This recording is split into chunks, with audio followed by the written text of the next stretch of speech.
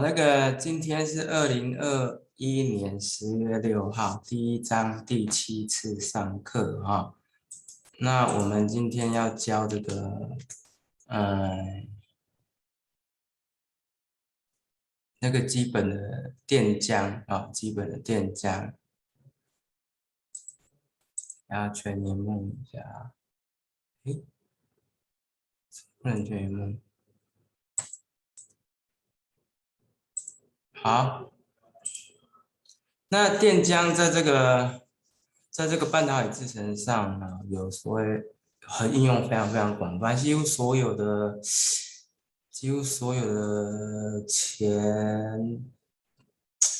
前段制程啊，几乎都有用到电浆。电浆是在这个半导体制程上非常非常重要的一个发明啊，一个发明啊。那那这个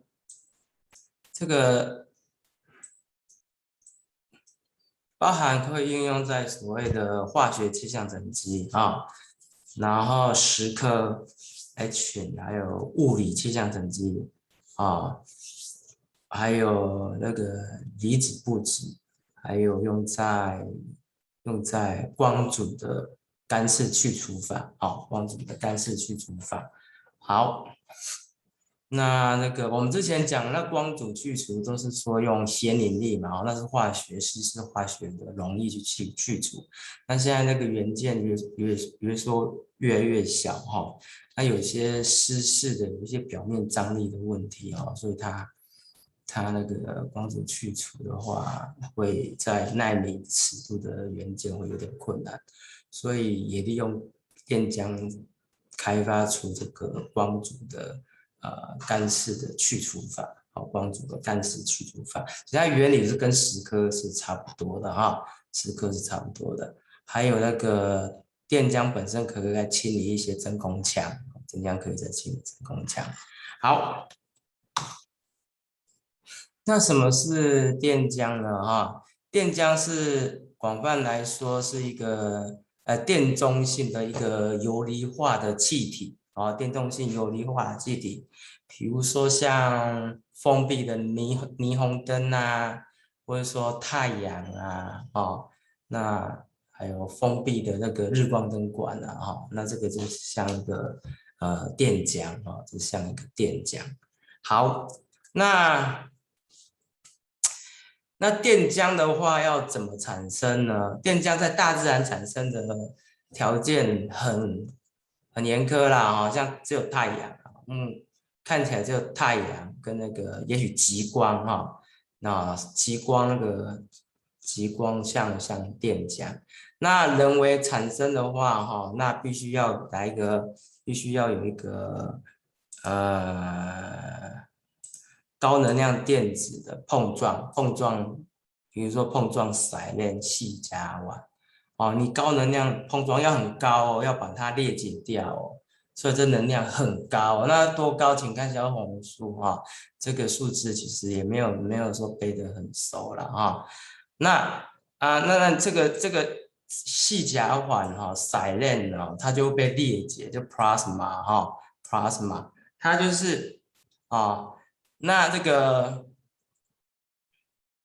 它就会裂解出这些所谓的非完全那个化学当量的这些 byproduct 叫副产物像这个就不是 SiH2这个就不是可以自然的稳定存在的一个化学气体嘛，对不对一个气体，对不对？所以这个反应活性非常非常的高它会尽可能的赶快去再形成铯链的这个稳定态，就很像它那个，我随便举个例子很像就是说，不小心那个衣服被脱掉，你要赶快很冷，你要赶快去脱，赶快再把衣服穿起来，穿成变铯链的样子，这样子，类似这种例子它是一个非常非常不稳定的状态我们自然界会寻求最低的能量嘛最低的能量，最低的自由能，所以说它会这个这个不稳定的这些 byproduct 哈，会尽量去合成反应成回来稳定的 silane SiH4。所以说这个不稳定，我们就是利用电浆产生这些不稳定的次产物那来去做一些蚀刻啊，或是化学反应啊，化学反应这样子好，OK。那这个是电中性这个是电中性电中性那虽然说还有多一颗电子但这个电子会跑掉，电子会跑掉，所以整体留下来这SiH4本来就电中性的，所以它这个电子打了轰击它以后离开了，它还是电中性的，对不对？所以它是一个电中性的气体电中性的气体这是我们不止特别的这个大自然的极限条件太阳、极光等等，其实这个电浆是要靠人为用高能量电子去碰击碰击一些气体它才会产生才会产生。好，那这个它是一个 quasi neutral 电中性电中性，然后游离率呢，就是说N 就是代表没有游离的这个是有游离的因为有游离是90%，这只要10%，所以你的游离占90%的好，那这边有大概讲一些游离率的比例的这个我们比较不去深究了比较不去深究好。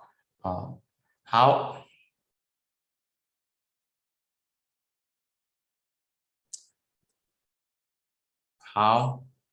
那游离率是主要取决于你轰击的电子的能量轰击的电子的能量轰击电子的能量轰击电子的能量那一般的游离率的话，大部分是0.001万分之一，但是足够以那高密度电浆的话，可以大于1那我们一般现在都是用高密度电浆以前大于1，我想现在技术应该游离率有10%以上的因为技术也越来越进步了，电浆还有一些很多种那个 advanced 的电浆的一些设备了那萧红书有提，那我就没有特别提了没有特别提，因为我是教微电子工程就是怎么样把 CMOS 元件做出来里面的原理，还有那个现在的发展，现在的发展与未来，现在的制程与未来的发展所以设备的部分我不会特别去讲，那只是讲个原理通则这样子。那早期都是用，这也蛮多用的啦，就是电浆就是一个平板电浆，就像一个平板电容啦，但是它会加非常非常大的 RF 的 power 射频的这个交流电可能到几千伏这样子。那射频交流电就会激发电子电子在撞来撞去，就把这个里面的被撞的气体形成电浆化形成电浆化这样子。好，那用 RF 电浆的电子会跑来跑去嘛所以它游离会比较高如果你用 DC 的话，电子跑过去就没了，那它是用交流的跑来跑去它增加它高能量电子碰撞这个被电浆化气体的这个几率这样子好，那跟我们半导电浆这个领域很大电浆几乎可以独立成一个学门在物理学上面会有一个电浆物理，那是包含连太空物理都有电浆物理。那电浆物理这个范围很广弱水三千，我们只取一瓢饮我们只用什么？只用这个跟我们半导体相关的电浆的一些这个特性其中最重要有3个，第一个是离子化碰撞，另外一个是激发迟缓excitation relaxation corrosion 另外一个是分解碰撞 dissociation corrosion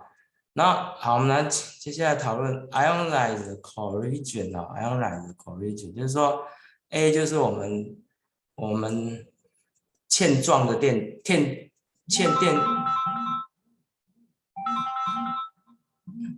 欠那个电子状的那个气体嘛，对不对？A 就是欠电子状气体，然后我们就形成电浆对不对？这形成电浆。那是 A 的话 ，A star 是代表一个副产物，非常不稳定的副产物非常不稳定的副产物非常不稳定的副产物。那它带一个正电就是说我们看图高能量电子打进来。它会把一个电子打出去把一个电子打出去把一个电子打出去把一个电子打出去。那这个电子这个这个叫 ionization 离子化。好，另外一个下一个就是激发迟缓 excitation relaxation 那电子打到一个化合物那它没有把电子打出去，它只是把电子打到什么？外壳层，打到外壳层的电子外壳层的电子在这打到外壳层我应该这两页放在一起的x 那打到外壳层的电子打到外壳层的电子，那它没有额外电子产生就是代表它内壳层的电子打到外壳层，所以这个 A 这个材料或这个化合物是一个不稳定的状态不稳定的状态，它的外壳层的电子会再回到什么？会再回到这个内壳层的本身。那回到内壳层本身，它能量守恒，它会发出特定的波长，会发出特定的波长会发出特定的波长。那这个在我们时刻上面非常非常的非常非常的重要就是说这个就是这个意思内壳层到外壳层，那外壳层又回到内壳层，所以发出特定的辉光会发出特定的辉光就是 excitation 就是激发，然后 relaxation 就是回来，但电子没有出去电子没有离开原子核电子没有离开原子核没有离开这个分子没有离开这个分子假设这是那个系好了系，它没有离开系它没有离开系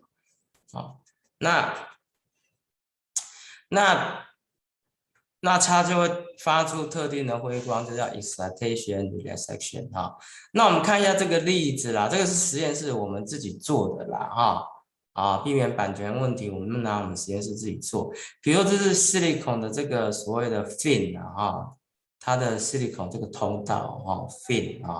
这就 fin 肺嘛这个 silicon 的 fin silicon 的 fin silicon 的 fin 是 fin 肺嘛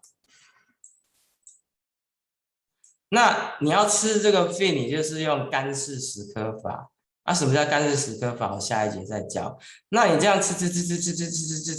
那你什么时候要吃？什么时候结束？什么时候结束？你就吃。那下面这边是二氧化系barrier side 埋入的氧化层，这是二氧化系这是二氧化系那你这样吃，如果你打到这个，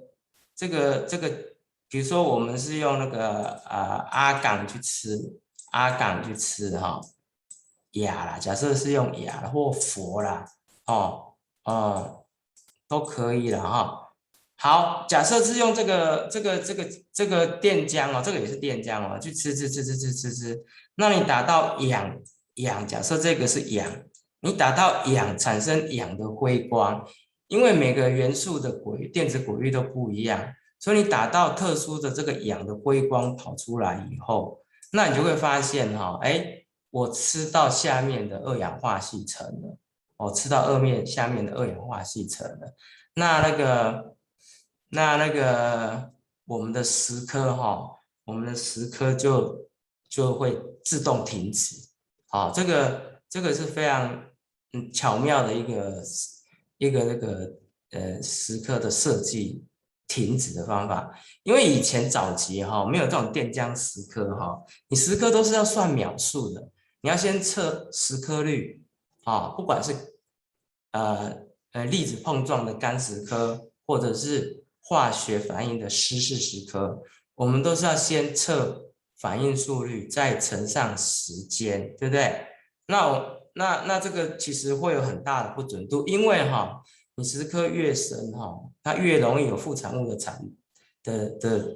留，你越难蚀刻哦，越难蚀刻。就像你在挖土哦，你挖土啊，你要挖一个井，你刚开始很好挖，可是你到后面越来越难挖哦，就是一样的道理哦，所以它就会那个。用早期用时间算蚀刻率乘上时间来算整个蚀刻深度哦，是很不准的啦。而且在比较大的尺寸 micron 的元件可以接受，可是到现在纳米元件的话，我们都是利用这种电浆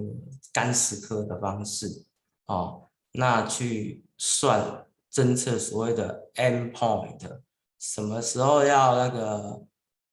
蚀刻终止呢？什么时候是蚀刻终止呢？什么时候蚀刻要终止呢？就是当发出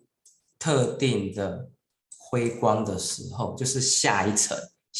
的元素跟你要蚀刻的元素是不一样的元素的那一个辉光出现的时候，我们会再过蚀刻一点点，可能过蚀刻3%到5%这样，避免那个没有吃干净啊，或会 overH 一点点啊，辉光出来以后，我们会再 overH 3到5%啊，那以保持那个完整的蚀刻这样子，所以这是这个电浆哈，在蚀刻这边哈，它的机制哈啊，collision relaxation 导致特别的辉光哈，可以当做蚀刻的终止的测试啊，蚀刻终止的测试啊，endpoint detector 啊，endpoint detector，endpoint detector 啊，可以当做终止点的侦查这样子啊，终止点的侦查。好，现在讲这个 dissociation 哈，解离哈，dissociation 哈。假设高能量电子打到 AB 这个化合物哈，会把 AB 打开。那 AB 本身都是非常，就 AB 才像硒链了哈，哦，气甲烷哈。那 AB 就代表硒，然后硒链可能是 H，A 假设 A 假设是 SiH2，B 假设是 H2 好了，类似这样子哈。哦，前面有很多种组合嘛哈，A、B 你可以看哈，任意选哈。好，那这个都 A、B 都是活性哈，非常非常高哈。我们叫做 A、B，我们有这个副产物，有时候我们有给它一个名字叫做free radical，叫自由基啊，叫自由基哦，自由基。那自由基这种东西哈，都具有非常非常高的反应性。大家常常讲哈，我们说那个人类哈，这个会有一些癌症啊，当然讲癌症啊，或者说什么呼吸道呃一些病变啊，就是说空气中这些哈，或食物中哈，我们吃太多所谓的化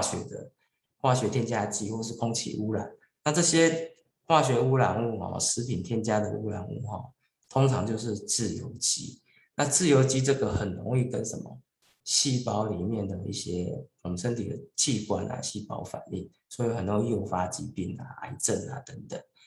这是人类身体的现象。那在这个我们半导体这边就是说这个自由基因为它活性很强，你如果是要让它你要让它去结合的话，跟其他的东西结合的话，它就会形成什么？所谓的 CVD 化学气象沉积。这个自由基如果再重新结合的话就会形成所谓的化学气象沉积。化学气象沉积，我看有没有例子化学气象沉积在这边化学气象沉积假设这样子假设我们要形成那个 SiO2， 我就把 silane 跟 N2O 都全部通到一个强体里面，开始用那个高能量的这个交流电子去打它，这样打它，你可以想象成那个很像果汁机，有没有？很像果汁机就是快速在那边那个旋转，在旋转，那它会产生一些自由基，对不对SiO2 像 O， 对不对像这两个这个结合起来的自由能就很低，它就会迅速去结合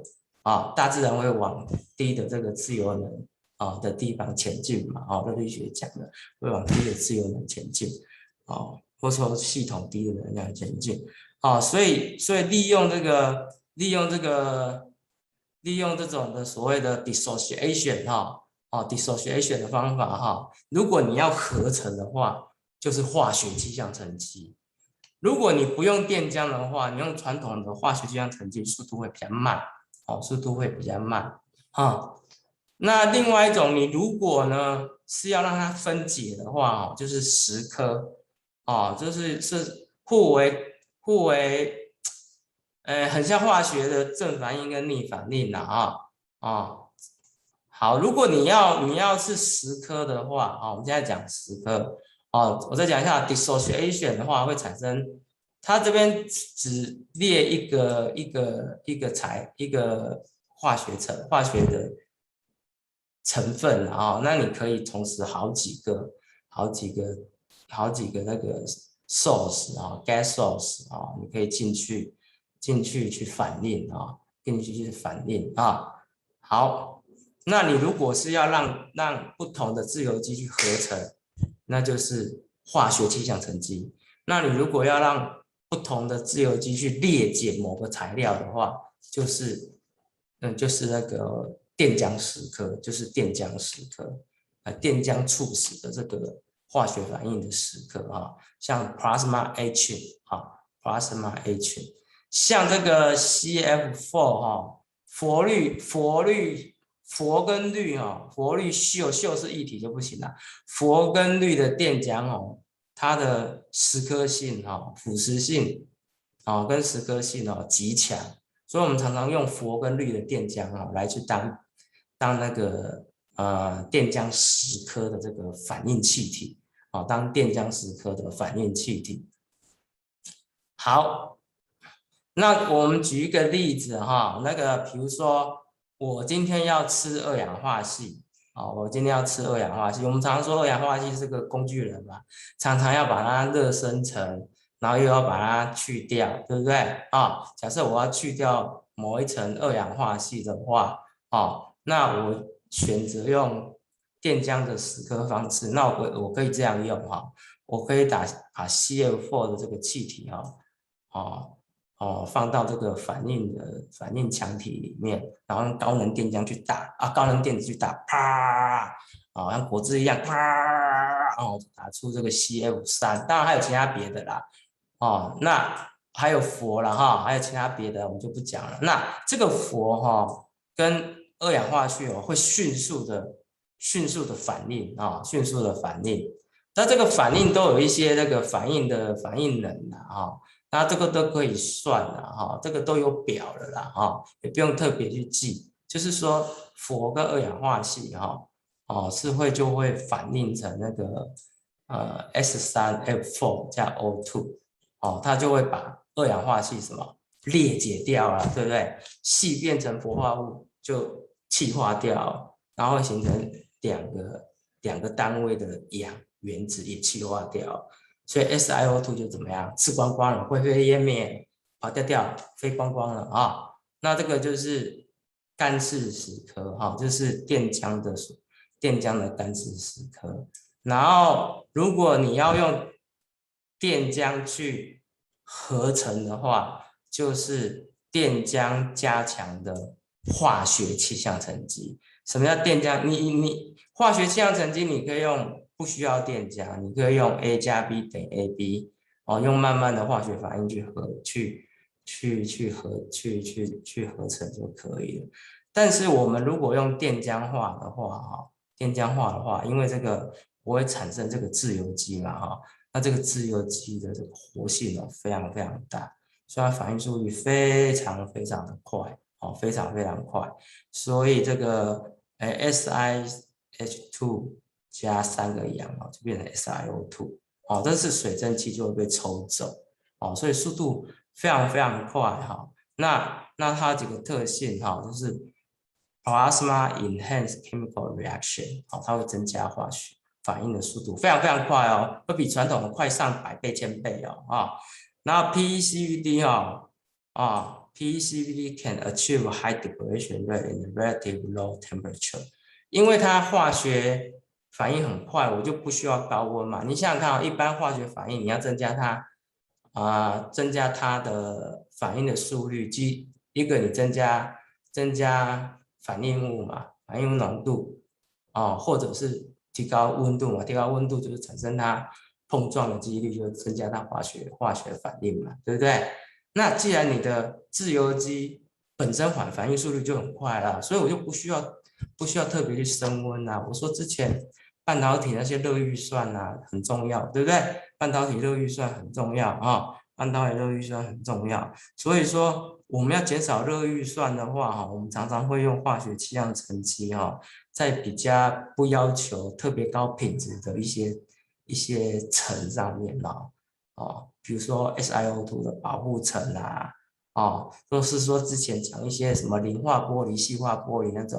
那种比较低温的那个二氧化系，那我们现在都是用这种 PECV 的 oxide 取代。所以我之前讲什么磷化玻璃啊、细化玻璃啊，还有什么硼化玻璃啊，那种低温的那个二氧化系的材料，我说不讲，那个已经过时了，因为完全被什么？完全被这个PECVD 的二氧化系沉积就是因为电浆的发明我说萧红书是从古早以前写到现在，所以它很久以前的1980年的技术那些还留着那没有人在用了啦，那个没有人在用了那现在形成那个后面绝缘层的二氧化系全部都用 PECVD 二氧化系实在是太棒的工具人，一个 PECVD 取代所有的那个之前讲的那些之前讲的 PSG BSG类似那种的之前有讲我说那些细化玻璃、磷化低温那些氧化物